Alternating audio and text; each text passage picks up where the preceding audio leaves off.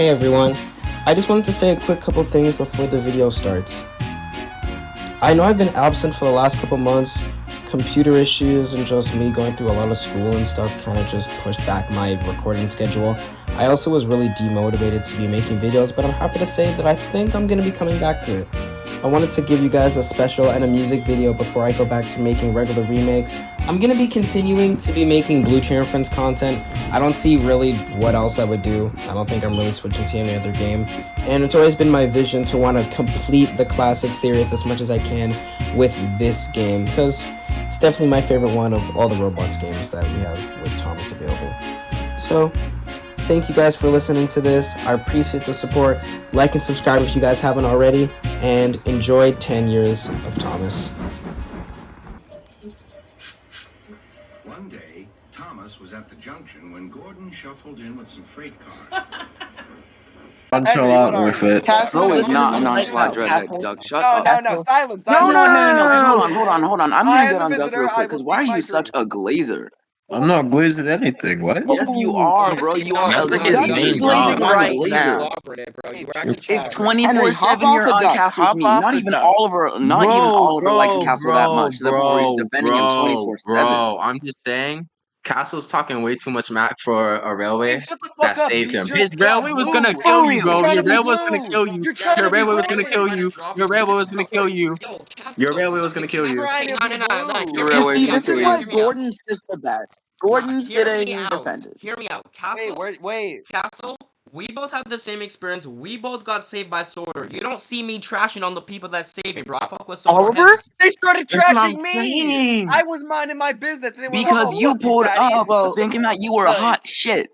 You're an annoying, bro. You're not all that. Castle. If I no, here's the thing, right? If I wanted a hot shot who was, where it was like his first couple weeks on Sodor, I would have seen Stanley. And you came pulling up with the Guys, in your I'm intro gonna go song? for my overhaul. Didn't when you arrived, you were like, rah. Oh, no, you're not there. Never mind. Yeah, exactly. You're stupid. Thought he was Doug. Thomas was waiting at a junction when a bus arrived. "Hello," said Thomas. "Who are you?" "I'm Bertie. Who are you?" "I'm Thomas. I run this branch line." "So you're Thomas. Ah, I remember now. You got stuck in the snow. I took your passengers and Terence the Tractor pulled you out.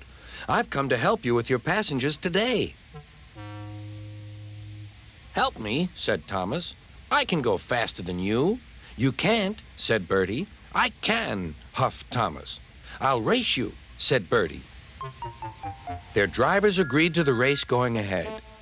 The station master said, "Are you ready? Go!"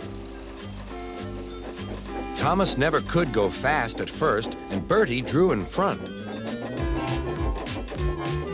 "Why don't you go fast? Why don't you go fast?" called Annie and Clarabelle. Wait and see, hissed Thomas. "He's a long way ahead," they wailed. But Thomas didn't mind. He'd remembered the level crossing.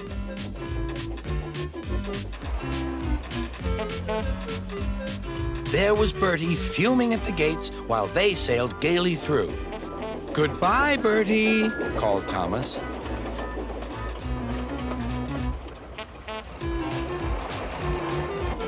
After that, the road left the railway so they couldn't see Bertie.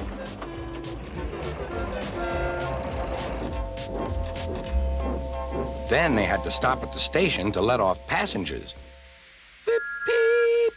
Quickly, please," called Thomas, and off they went again. Come along, sang Thomas. We're coming along, sang Annie and Clarabelle. Hurry, panted Thomas. Then he looked ahead. There was Bertie tooting triumphantly on his horn. Oh, dearie me, groaned Thomas. Steady, Thomas, said his driver. We'll beat Bertie yet. We'll beat Bertie yet, echoed Annie and Clarabelle. We'll do it, panted Thomas. Oh, bother, there's a station. Then he heard Bertie.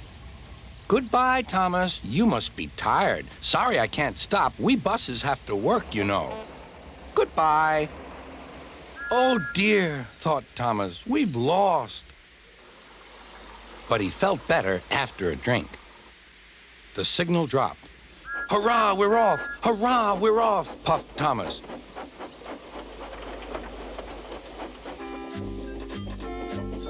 As they crossed the bridge, they heard an impatient honk, honk. There was Bertie waiting at the traffic lights. He started with a roar and chased on after Thomas again. Now Thomas reached his full speed. Bertie tried hard, but Thomas was too fast. Whistling triumphantly, he plunged into the tunnel, leaving Bertie toiling far behind.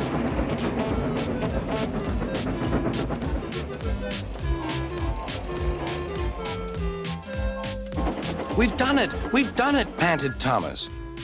"We've done it, hooray! We've done it, hooray!" chanted Annie and Clarabelle as they whooshed into the last station.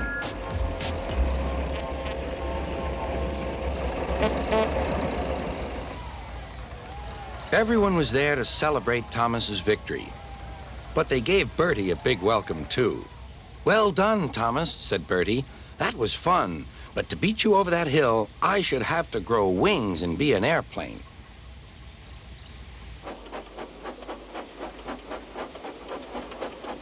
They now keep each other very busy. They often talk about their race, but Bertie's passengers don't like being bounced like peas in a frying pan. And Sir Topham Hatt has warned Thomas not to race at dangerous speeds. So although, between you and me, they would like to have another race, I don't think they ever will. Do you?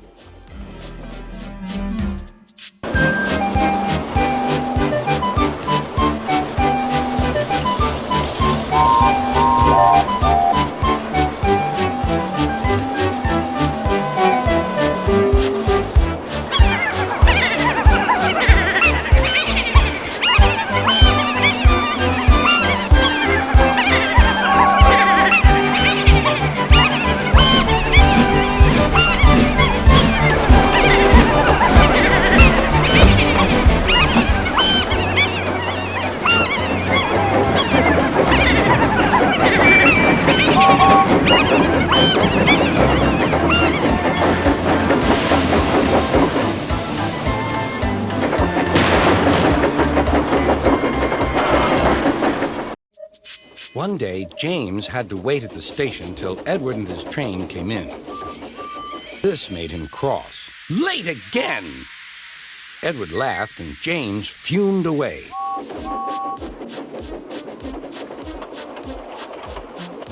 After James had finished his work, he went back to the yard and puffed onto the turntable.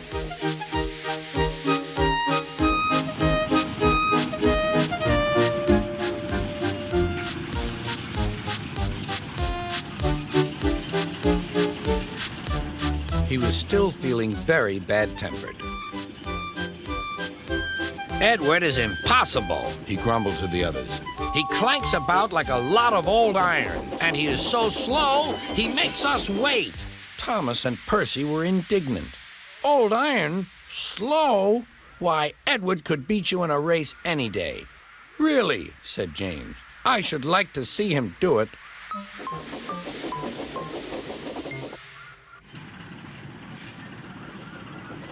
Next morning, James's driver was suddenly taken ill. He could hardly stand, so the fireman uncoupled James ready for shunting.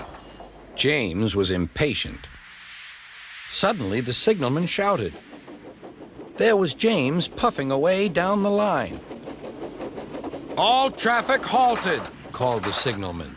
Then he told the fireman what had happened. Two boys were on James's footplate fiddling with the controls. Phew! They tumbled off and ran when James started. The signalman answered the telephone. "Yes? He's here. Right. I'll tell him. The inspector's coming at once. He wants a shunter's pole and a coil of wire rope." "What for?" wondered the fireman. "Search me, but you'd better get them quickly." The fireman was ready when Edward arrived.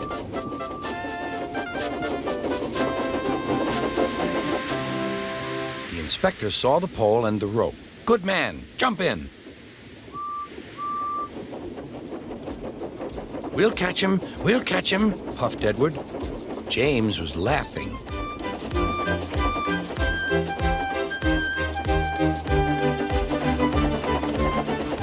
What a lark! What a lark! He chuckled to himself. Suddenly, he was going faster and faster. He realized that he had no driver. What shall I do? I can't stop! Help! Help! We're coming, called Edward.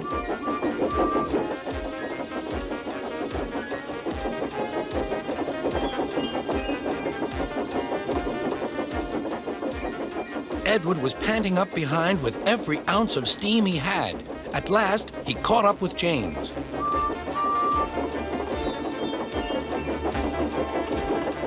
Steady, Edward, called his driver.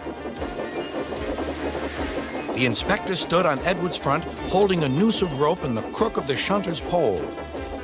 He was trying to slip it over James's buffer. The engines swayed and lurched. At last, got him, he shouted. He pulled the noose tight.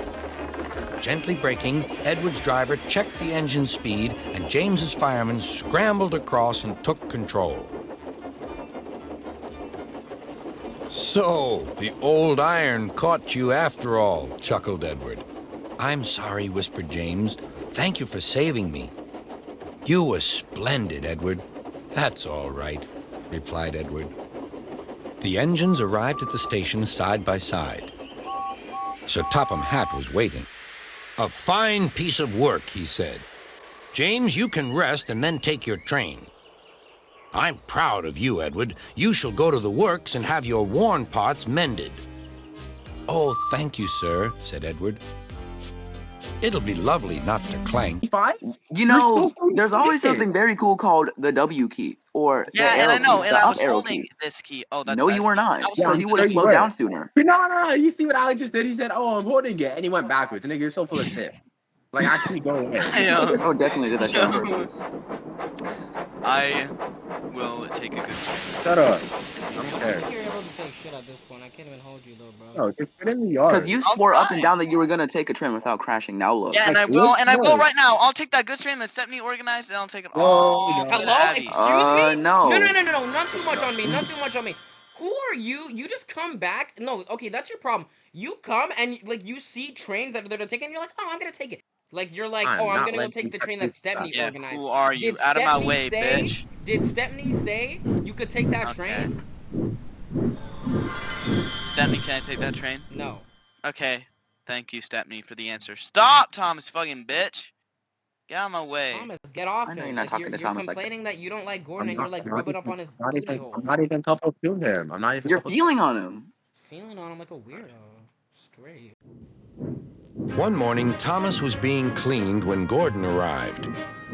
Mud had blown all over his smart blue paint. Hello, Gordon, called Thomas. You look as if you've had a mud bath. Be a sensible engine and have a shower instead. Gordon snorted.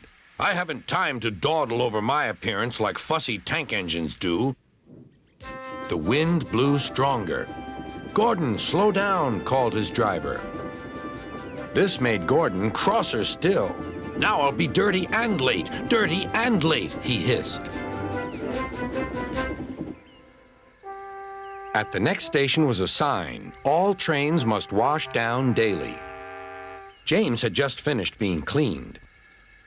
Come on, Gordon, said his driver. You'll feel better, too, after a good hose down. Bah, said Gordon, and angrily let off steam. You're a very naughty engine, said Gordon's driver. Now James will need another shower. You'll have to wait your turn till later. Good riddance, huffed Gordon. I'm far too busy to waste time with water. He finished his journey safely and steamed into the big station. Sir Topham Hatt was waiting. So were Gordon's coaches and the passengers. Goodness gracious, said Sir Topham Hatt. You can't pull the train. Henry will have to do it. Gordon, you'd better get cleaned straight away.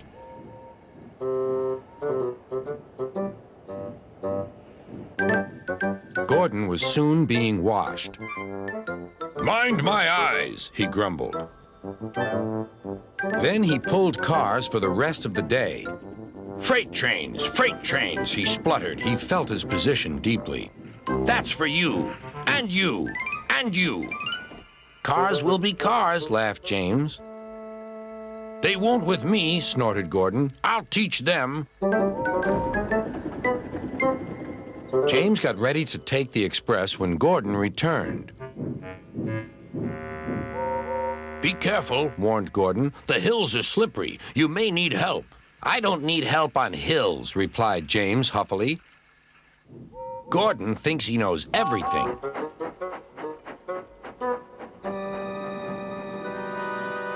Earlier, a storm had swept Gordon's hill, blowing leaves onto the tracks, which made them slippery. Even though the storm had passed, the hill was still difficult to climb. James knew this. The signal showed clear, and James began to go faster. I'll do it, he puffed. Halfway up, he was not so sure. I must do it, but his wheels slipped on the leaves. He couldn't pull the train at all.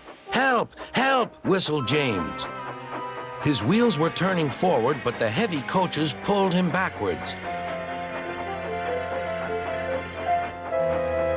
The whole train started slipping down the hill. His driver shut off steam and put on the brakes. Then carefully he stopped the train. Gordon saw everything. "Ah, well, we live and learn. Never mind, little James. I'm going to push behind." Clouds of smoke and steam billowed from the snorting engines as they struggled up the hill. "We can do it," puffed James. "We will do it," puffed Gordon. At last, they reached the top. "Beep, beep. Thank you. Goodbye," whistled James. "Boop, boop," answered Gordon. "Goodbye." That night, Sir Topham Hatt came to see the engines. Gordon was miserable. "Please, sir," said Thomas, "can Gordon pull coaches again now?" "If you understand that having a washdown is essential to every engine, then yes, Gordon, you may." "Thank you," grunted Gordon. "Dirty or clean, I'm a famous machine." But no one heard but him. Hey, Guys, he's being disrespectful for what? Why don't we all just play some Fortnite? I'm trying to, but they're taking like 30 eons. No, low key, like you guys aren't gonna If win. if you were in game, we would have already been dead. Like, be quiet. No, it's not your fault, Marvelous. I know you're doing your best. Why are you such a marvelous glazer? Like Marvelous I know doesn't you tell me to brought kill him myself, here. and I know that you makes brought Percy him to the push Clerb. No, you brought him to the Clerb, and now you're like schmucking it. But like I brought you to the Clerb, and you're not schmucking me. So where's my schmuck? Because Marvelous everybody gets one. Yeah. Felix gets 8. That's why he's like built like that. What? Felix is built like one of those beer belly dads that like watch football. He's built like Princess Bubblegum. No, I said he's built like bubblegum. Okay. If Felix was built like Princess Bubblegum, that's all me. He's Okay. Wait till Jamil hears about this. No. Can you guys? Are you guys almost in your game? Can you guys like get shot in the head? Yeah, seriously. Dale. I love it, bro. Autumn had come to the island of Sodor. The fields were changing from yellow stubble to brown earth, and a tractor was hard at work as Thomas puffed along.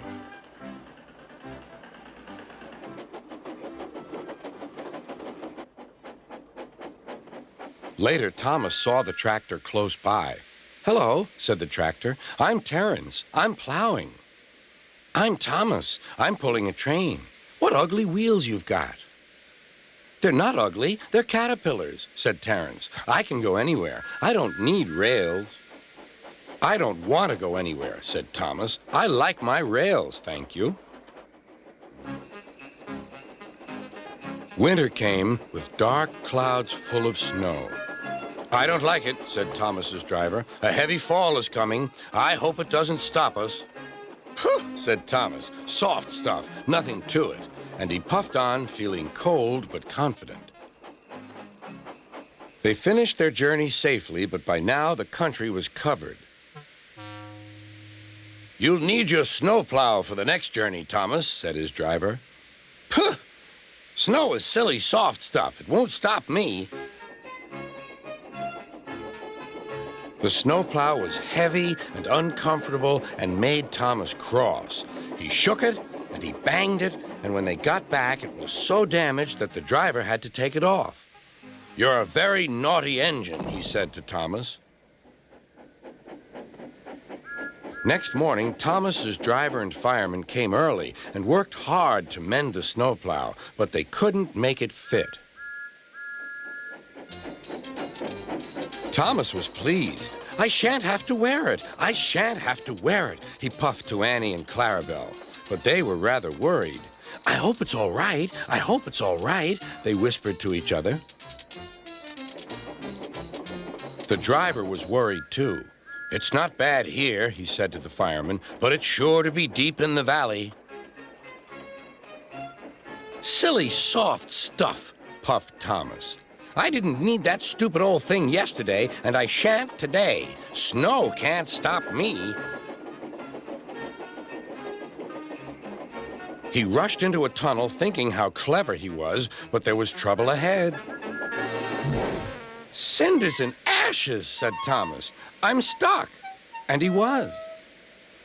Back, Thomas, back, said his driver. Thomas tried, but his wheels spun and he couldn't move. The conductor went back for help, while everyone else tried to dig the snow away. But as fast as they dug, more snow slipped down until Thomas was nearly buried. Oh, my wheels and coupling rods! I shall have to stop here till I'm frozen. What a silly engine I am. And Thomas began to cry. At last, a bus came to rescue the passengers. And then, who should come to Thomas's rescue but Terence? Snow never worries him.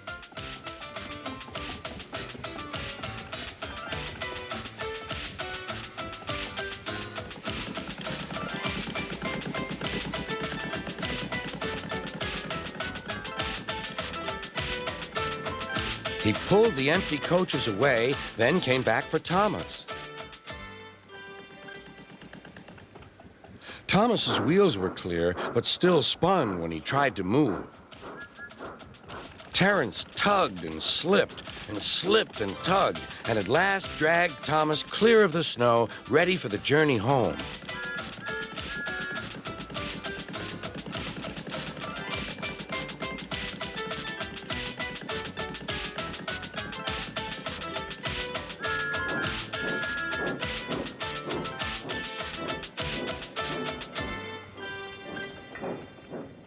Oh, thank you, Terence. Your caterpillars are splendid, said Thomas. I hope you'll be sensible now, Thomas, said his driver. I'll try, said Thomas, and he puffed slowly away. Wow. Holy shit. Okay, but like, Thomas, you don't pull trucks for shit, so how are you talking? I was literally just defending you. I was just saying you did your best. I don't care.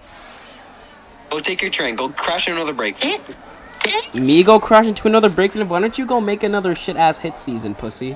Damn, Thomas, you gonna let him talk to you like that? Like 13 lead roles and you have no bans, no W's, no leads under your belt, no nothing. You've had 2 lead roles, and one of them, you set the diesel horse on fire. Percy, are you gonna let this failed class I never burned down a shed because my movie was so ass. Your movie was so hot trash, it burned down the one set piece. Misty Island Rescue. Okay, we don't talk about this. Okay, he's looking at you. Day of the Diesels has redeeming qualities. What redeeming quality does Misty Island have? It has a really good animation. It has really good animation. The only thing that's important about Misty Island Rescue is the fact that Whiff was actually important in it. Hey, Stepney. Yeah, unlike you. Whiff. Hey, Stepney, what are you doing? Whiff. I don't know. Why would Stepney? Why would you do that? Like, why are you such an asshole, though? Stepney, where's Morris? You know, Stepney, I hyped you up, but you're actually being like Loki a dickhead. Can you fuck off? Yeah, Dad. No. Stepney, where's Morris? Where is Morris? Yeah, where's Morris? Shit, I got scrambled. You got 5 seconds. You know what? It's okay. He can like regenerate and such. Shit. She figured out. I'm leaving. Give me my trucks. What do you mean? I figured it out, dog. That's not my child. He was part of. Where are you going? I swear. I don't even know. I'm just When you get to Nafra, can you just get Henrietta? Toby's in the works. I gotta take her. no, fuck you. Leave me alone. Bye. Yo, Come on, Morris, here. please. Sorry, Percy, bro. I'd really appreciate it, Percy. Please. I don't want to go over there. I'm leaving. Daisy, can you do it, please? I don't want to go over there. You know I don't like coaches. Why don't you do it? Why don't you do it yourself? Please. I don't want to go over there. I always call it lazy in my new character. Why are you begging me to get a coach that's like at Napford? It's like it's like a couple miles away. You're going over. No. Percy, are you sure that's your best friend? Yeah, he's really funky. I hate you guys.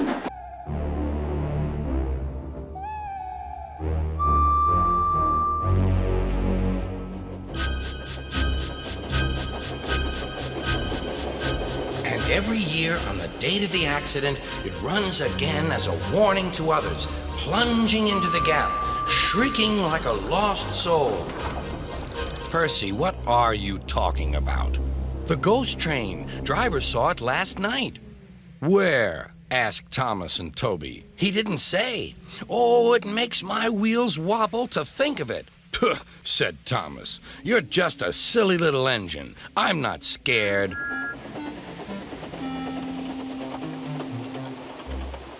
Thomas didn't believe in your ghost, said Percy next morning. His driver laughed. Neither do I. It was only a pretend ghost story. Percy was disappointed. That evening, he came back from the harbor.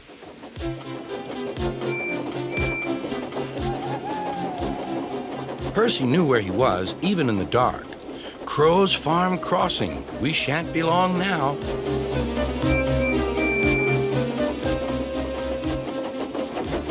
He liked running at night. The rails hummed and the signal light shone green. But a broken cartload of lime lay ahead. Sam the farmer had just gone for help.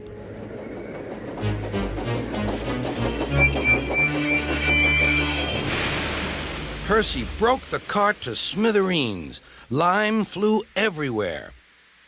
He puffed quickly to the nearest signal box. Percy's driver explained what had happened. I'll see to it, said the signalman. But you'd better clean Percy, or people will think he's a ghost. Percy chuckled. Do let's pretend I'm a ghost and scare Thomas. That'll teach him to say I'm a silly little engine. Toby promised to help.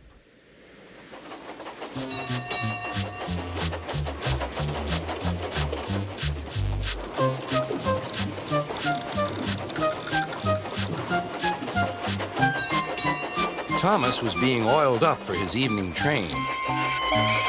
Percy's had an accident, cried Toby. Poor engine, said Thomas. Botheration. That means I'll be late. They've cleared the line for you, but there's something worse. Out with it, Toby. I can't wait all evening. I've just seen something, said Toby. It looked like Percy's ghost. It said it was coming here to warn us. Puh. Who cares? Don't be frightened, Toby. I'll take care of you.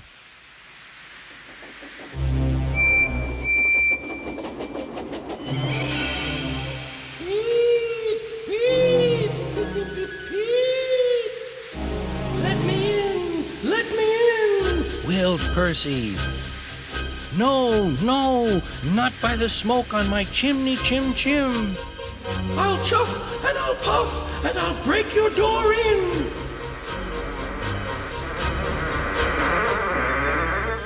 Oh dear, exclaimed Thomas. It's getting late.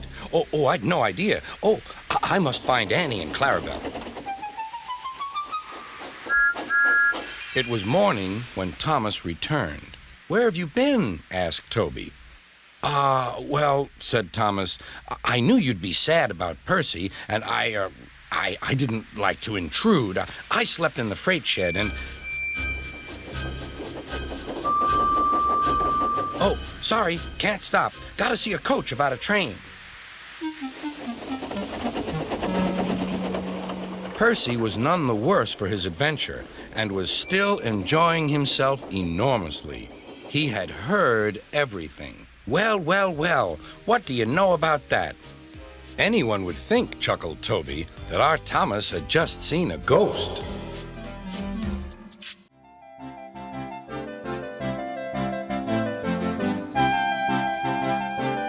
You're just like, you're disappointing. Like, I just hate you. Which one? What did he do? Which one? All of you things. All of you. You fat ass nigga. You got pizza in your desk. So? It was on my desk. I brought it upstairs. On your desk. What, do you want it on my bed? Just say you're bad. Just say you're bad. Just on your desk? Lotus, I don't expect you to know anything about desks. You can't see in your room is still unlocked. Yo, bro. He has like an underground railroad system for sneaking pizza out the fridge. Really, bro? Really? Deadass?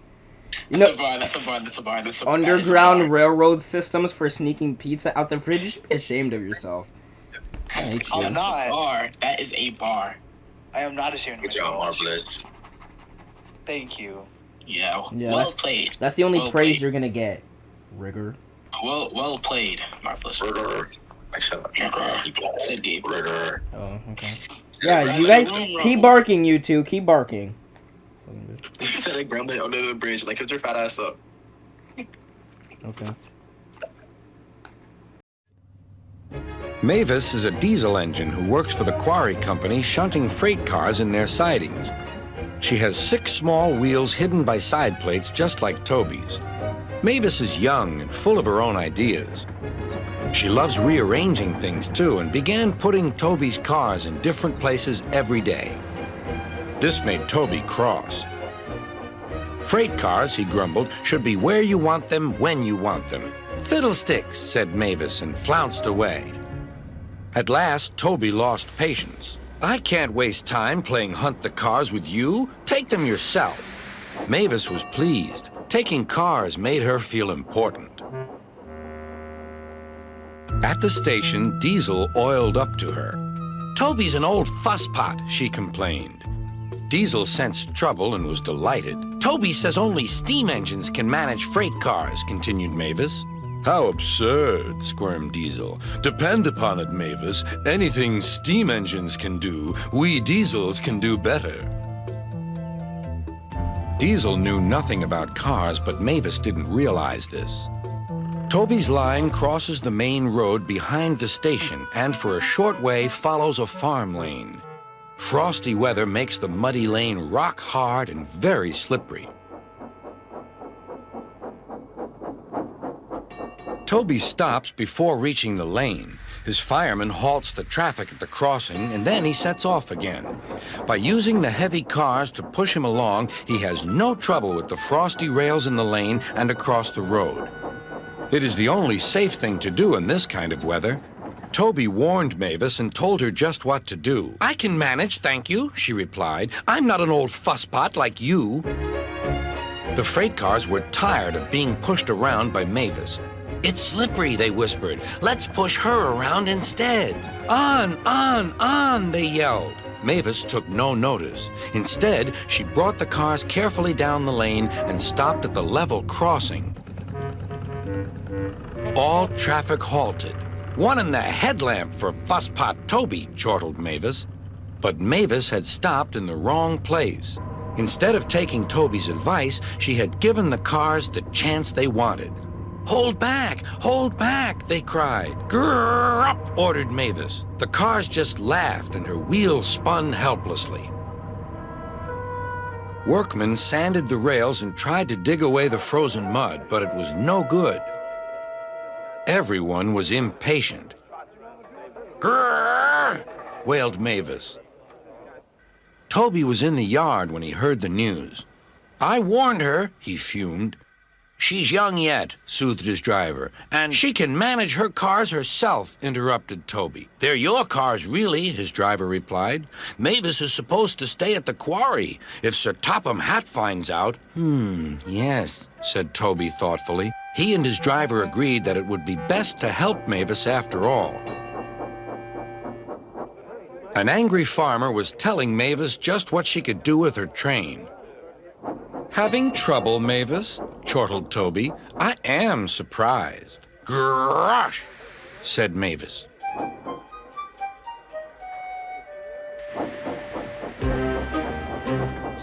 With much puffing and wheel slip, Toby pushed Mavis and the freight cars back.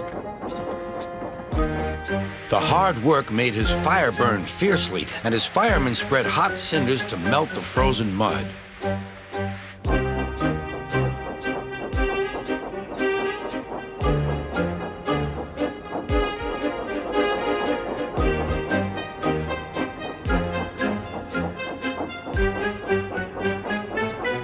At last, they finished. Goodbye, called Toby. You'll manage now, I expect. Mavis didn't answer. She took the cars to the sheds and scuttled home to the quarry as quickly as she could.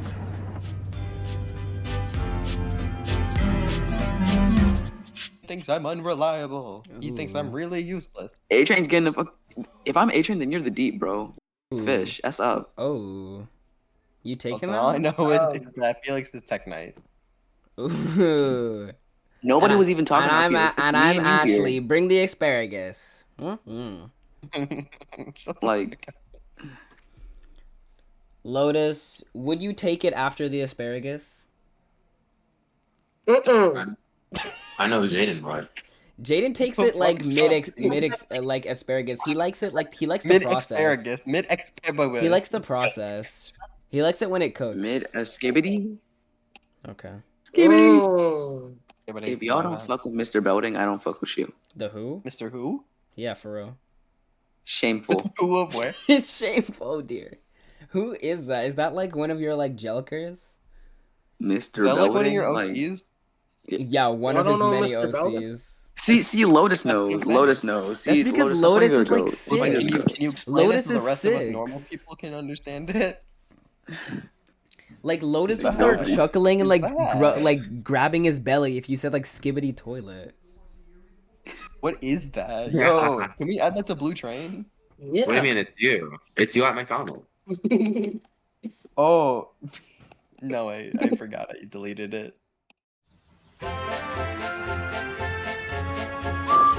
Thomas the Tank Engine puffed happily along his branch line with Annie and Clarabelle.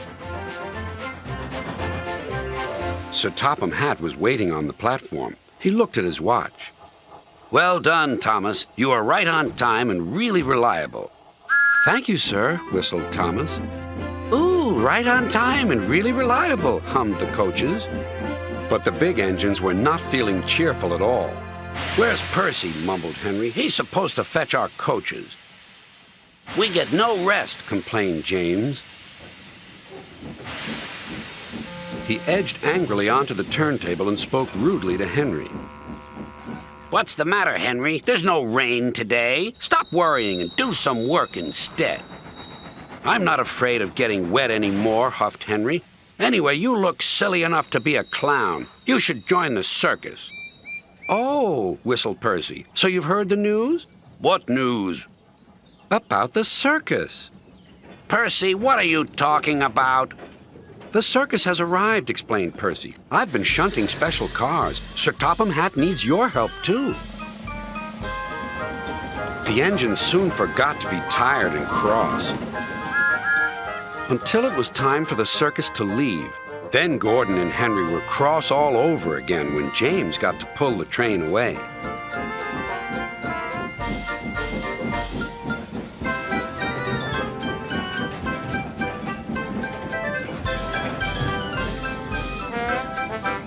A little later, Sir Topham Hatt returned.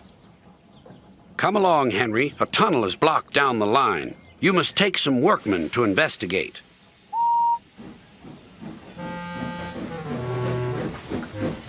Pushing cars, grumbled Henry. They stopped outside the tunnel. The workmen went inside. It was very dark and quiet, but not for long. "Help!" shouted the workmen, and they ran out. "We started to dig at the block, but it grunted and moved," one said. "Rubbish," said the foreman. "It's not rubbish. It's big and alive. We're not going in there again." "Right," said the foreman. "I'll ride in the cars and Henry shall push it out." "Wheesh," said Henry unhappily. He had been shut in the tunnel for being afraid of the rain, but this was worse. Something big and alive was inside. "Peep, peep. I don't want to go in." "Neither do I," said his driver, "but we must clear the line." Oh, dear, puffed Henry.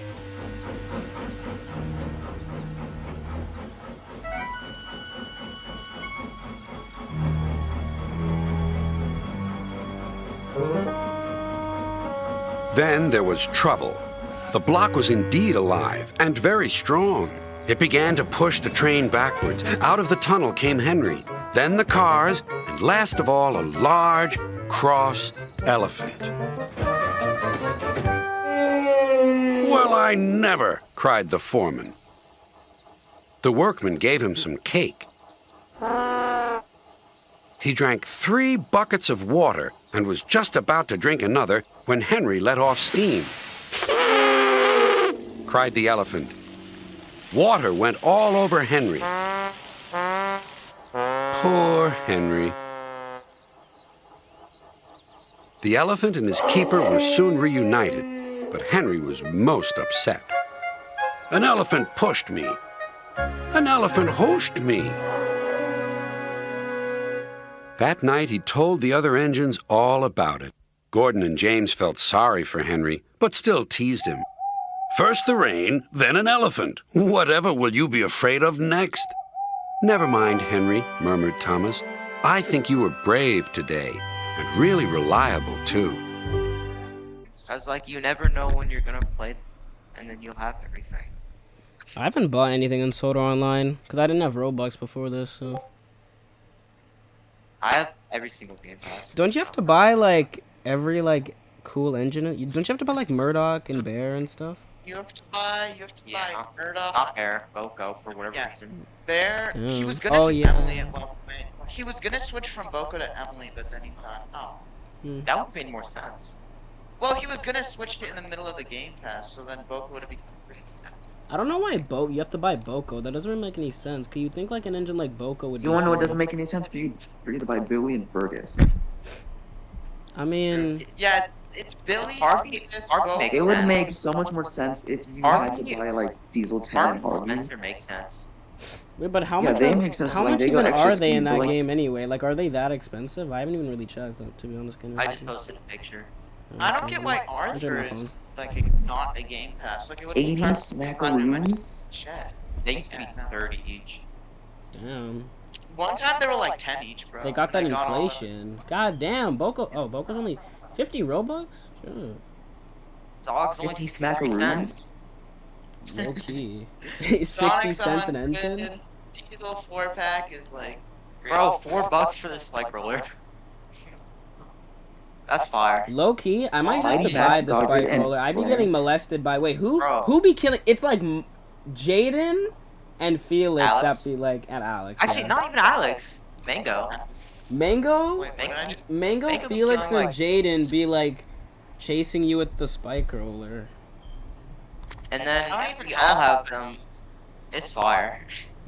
Oh, I should get it then. But instead, I got the multi-game 3-pack for Mighty Mac. And I have everything. Low key, Mighty Mac is probably the best engine on the game. This Why is low-key James like still a flex sleeping? now. Hey Stanley, the engine. Hey Tom's the engine. I also Hey Percy. have like Why are you so tired? like a workshop game or whatever it is. Oh. We should play Soda Online or Naughty Railway. Okay. Naughty Railway would be fun. Last time we should do played Naughty Soda Railway. Online, the freaking mountain engines got molested. They were Well, funny as hell. that will happen. I never got to be there to do that. I don't know why Jaden was copying me because I was in Herald originally. Then he just. Bro, no, Martin, it was so fire. Like, we went up the mountain and then we were like actually doing stuff, and then it just turned into like Escape the Plantation, where everyone's trying to run to the top of the mountain, bro. Sam got to the top of Holy Fell. That was funny as hell, bro. Like Sam was up there. Yeah, that was funny. Bro. Wait, I should re-rig Warskill Thomas. Oh yeah, no. I should add him. I should add Warskill Thomas. We should add Kildane tomorrow. No. No.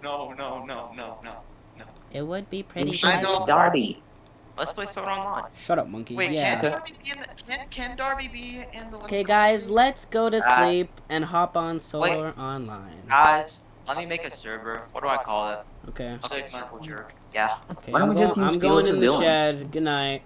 I'm in the shed. Good night, everyone.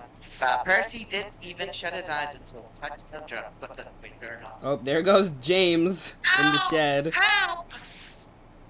Stanley, are you coming? Stanley, are you coming in the shed? Like, you're always being like extra. Like, you're not getting any more screen time. I think I'll stay out here a little bit more. The sunset's just very captivating. Get in the shed now. Get in the shed. I'll see you guys in the morning. Get in the shed. Wait, I'll try Annie and Clerb out. No, don't touch that. No, stop. No, it's okay. Stop. No, Stop. it's okay. We said no. I'll just How stop. many times do people... just- Wow. And then he's just still touching the women. He's still... Wow. What happened to consent, Percy? No, dear. I just want to. Wow. Ouch! Wow. Who did that? What are you... did Oh. that. Oh. Get out. Okay. What? I didn't do anything! And he's killing everyone. Ooh. And we're back to normal. No. We're back to normal. Hold on, logs. And we're back to Hold normal. on. And he nuked. And we're back to... Yep. And we're back. I didn't Okay. even nuke. That was all. Yeah, we're done. Stop on the Okay. log. I stopped on the mount. Every summer, the island of Sodor is very busy. Holidaymakers love to sightsee, and when the weather is fine, there is no better place to visit. Some people like to go to the mountains. Others like the valleys. Children love the seaside. One morning, Thomas was puffing along the line that runs by the coast. His two coaches, Annie and Clarabelle, were packed with children going to the beach. Everyone was happy. Percy was taking some freight cars to the harbor. Hello, Thomas. You look cheerful. I wish I could take children today instead of freight cars. They're the Vicar's Sunday School, explained Thomas. I'm busy this evening, but the station master says I can ask you to take the children home. Of course I will, promised Percy. Later, Percy saw Harold. Sorry, Percy. Can't talk. I'm on high alert. Why? Bad weather's due. My help's always needed. Mind how you go, Percy. Ha! Huffed Percy. As long as I've got rails to run on, I can go anywhere, in any weather, anyhow. Goodbye.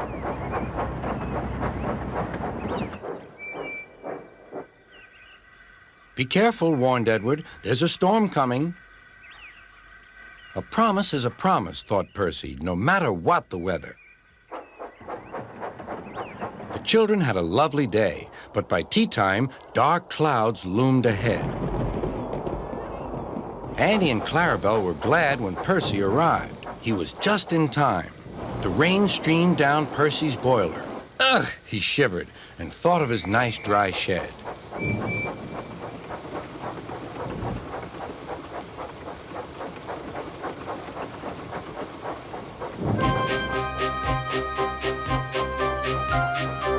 Percy struggled on past coastal villages and into the countryside.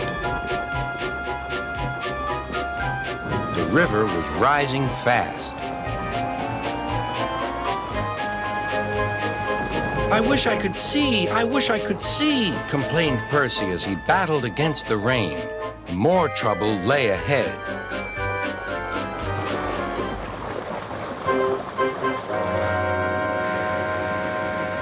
Oh, hissed Percy, the water is sloshing my fire. Percy's driver and fireman had to find some more firewood. "I'll have some of your floorboards, please," said the fireman to the conductor.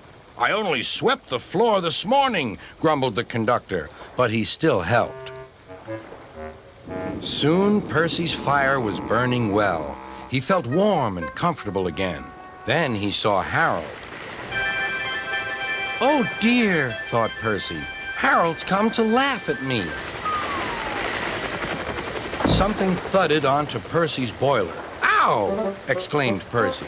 He needn't throw things. "It's a parachute," laughed his driver. "Harold's dropping hot drinks for us." "Thank you, Harold," whistled Percy. "Good to be of service," replied Harold and buzzed away. The water lapped Percy's wheels. Percy was losing steam again, but he plunged bravely on. "I promised," he panted. "I promised." He made one more big effort, and at last, exhausted but triumphant, he brought the train home. "Well done, Percy," cheered Thomas. "You kept your promise, despite everything." Sir Topham had arrived in Harold. First he thanked the men, then Percy. "Harold told me you were a wizard. He said he can beat you at some things, but not at being a submarine. I don't know what you two get up to sometimes, but I do know that you're a really useful engine." "Oh, sir," whispered Percy happily. Get back in, and he's just there healing. I'm like, "Don't move!" And then, I started shooting him. I shot him to the point he's low, right? You are such a And then liar! Jaden died. You are such a Jaden, you actually liar! suck. I was You in actually the suck. stall. I was nowhere near the fucking door. You were standing right there, bitching about your Oh, grappler. okay. If you weren't in the door, I was literally trying to I get back wasn't in in and the I could have killed door. you. I wasn't in the door. You were. Guys, I Bro, you're think such a Jaden. You're so it was You're both ass. of such a y'all's fault. Y'all You're clown. both so suck at ass. You're Fortnite. so Y'all both ass. suck. Gabe, shut up. No one's talking I'm to not you. even mad that I died. I'm mad that Felix is blaming me because he missed his shot. Felix always Bro, misses because you his were in the shots. way. I was And you actually behind you. I was behind you. And I was trying to get back inside and you're just standing there. I was 10. next to where the grappler was. Oh I my was god, Jaden, nowhere you're so near ass. the I door actually hate frame. you. Oh my god, that was fucking hilarious. I hate you. I hope you kill yourself. Not Gabe, Felix, it wasn't me in the door frame. It was the guy shooting at you who was in the door. No, it was not. Jaden. Oh my god, Jaden, don't piss me off. Oh my god. Shut up. Who cares? The game ended already. Because now this nigga's just being No, you're not talking. It wasn't me. I was in the Yes, it back. was. You're so annoying. This is why no one likes you. This is genuinely why I don't Felix, like I you. was. No, shut up. Okay, whose Martin. server Okay, are no, we? everyone. Martin, whose fault is it? That's a good answer. See, I think the real answer, it's everyone's fault, so shut the fuck up. God damn. Dylan, whose fault is it? Okay, thank you, Dylan. Okay, we're done. We're done, bro. Trevor the traction engine was enjoying his work in the vicarage orchard. Birds were singing and apples were ripening on the trees. It was a lovely day. "Hello, Trevor," said James. "You look as bright and cheerful as my red paint." "Oh, I am," replied Trevor. "What's that noise?" "It's the bees," laughed Trevor. "They're all in these boxy things called beehives. I'm taking them to the station. The vicar says his bees make good honey, and he's giving some of them to his friends." Just then, Boko, the diesel engine, hummed in. "Take care, you two. Don't make the bees angry. They might sting you." James didn't like being told what to do by a diesel, and he buzzed away. "Goodbye, Trevor," called Boko, and set off to see Duck at the next station. Bill and Ben, the tank engine twins, were busy arranging cars, but they scampered off when they saw Boko. I remember the first time I met those two, laughed Boko. They nearly made my eyes pop out. Edward soon put a stop to their games. Edward is the only one who can keep Bill and Ben in order, chuckled Duck. I sometimes call them the bees. A good name, replied Boko. They're terrors when they start buzzing around. James bustled in. What's that, Duck? Are you afraid of bees? They're only insects after all, so don't let that buzzbox diesel tell you different. His name is Boko, and he didn't. I wouldn't care if hundreds were swarming around. I'd just blow smoke and make them buzz off. Buzz, buzz, buzz, retorted Duck. The next morning, James arrived at the station to collect his coaches. The passengers were excited and keen to get on board. The platform was crowded, and the porter was in a hurry.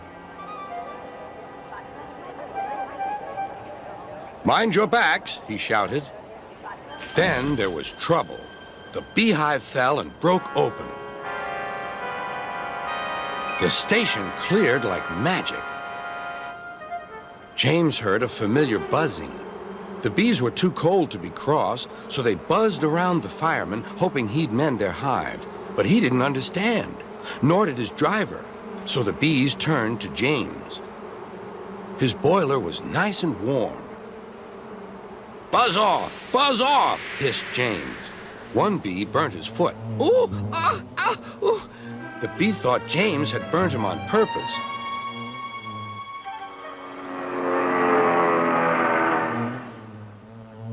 So it stung James right back on the nose. Eee! Whistled James. He had had enough. So had his fireman and driver. They didn't notice till too late that they had left all their coaches behind. They tried everything to get rid of the bees. First, they spun on the turntable, but to no avail. They tried washing them off, but the bees clung harder to James's warm boiler. Then they tried smoking them off by going through a long tunnel, but still the bees wouldn't go away. It's no good, James, said his driver. We'll just have to go back to the orchard and fetch another hive. James's reply was drowned by the sound of buzzing.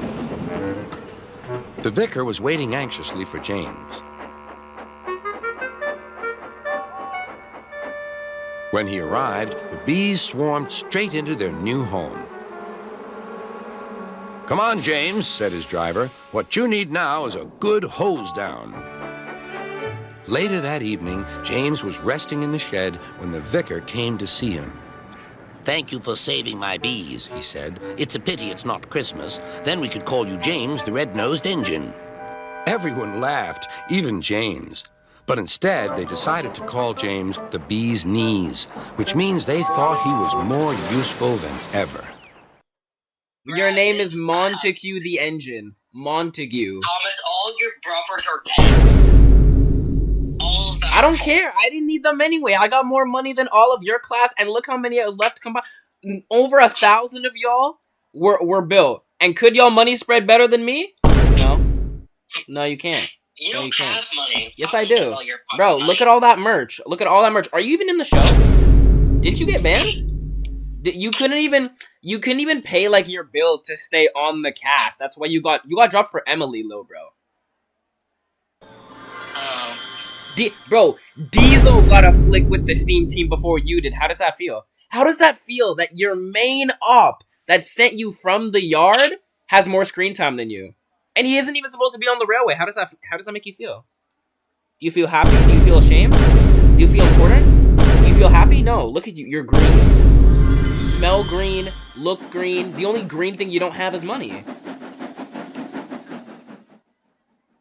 No, and he's gone. Oh. Where's he? Percy and Duck like working at the harbor by the sea.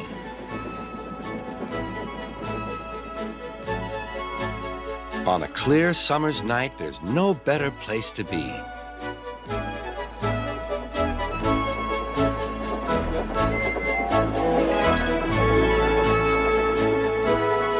The big ships bring passengers. Cargo ships carry machinery and other things. Duck and Percy puff backwards and forwards with the crates of cargo as they are loaded and unloaded by the quayside. One morning, Duck and Percy noticed that the horizon was packed with sails flapping against the blue sky. I wish I could sail to faraway lands, sighed Duck. Engines can't go sailing, snorted Percy, because engines can't float. Duck still had his dreams. Suddenly, they were rudely interrupted.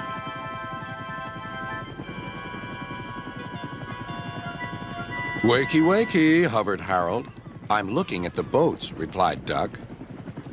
That's the regatta. Lots of boats, lots of races, great fun. I hover around in case I'm needed. Do you go to the horizon, asked Duck. Yes, and beyond. I didn't know there was a beyond, whispered Percy. Do you go to other places at sea, continued Duck. Certainly. I can land on ships, you know, anywhere, anytime. Goodbye. Duck sighed. He went on talking about the regatta all day. Percy lost patience. Well, Duck, I'd rather have my wheels on solid ground. Our rails can take us to all the places we could ever wish to see. That's an emergency, called Duck's driver. I'll check with the harbor master. He returned with bad news. A man taking part in the regatta has hurt his hand. We're to take him to the hospital at the next station. Harold's bringing him now. Come on.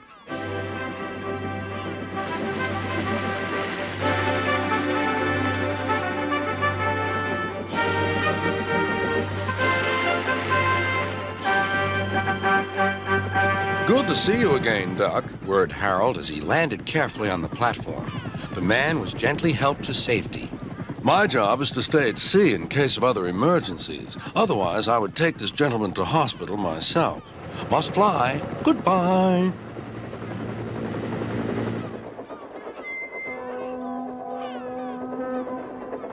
Duck set off on his journey.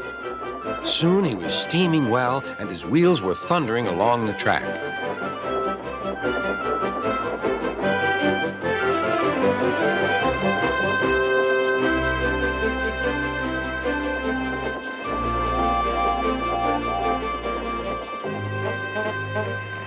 When they reached the station, the man thanked everyone, and Bertie got ready to take him to the hospital. You look splendid flying along the line, Duck, glowed Bertie. No wonder they call you Great Western. Thank you, Bertie. Percy's right, he thought to himself. Engines are happiest when their wheels are firmly on the rails. That night, Percy and Duck stayed a little longer at the quay. The air was warm and the sea calm. There's a shooting star, said Duck. Don't be daft, laughed Percy. It's Harold. Look, he's hovering overhead. Something fluttered down towards Duck. His driver caught it. It's a flag from the regatta. Harold's giving it to you as a present, Duck. That was kind of Harold, whispered Duck. He may have whirly arms instead of wheels, but he seems to understand just what an engine needs. Duck still wonders about the lands beyond the horizon, but I think he knows that sometimes the best travels are those we can only dream about. Don't you?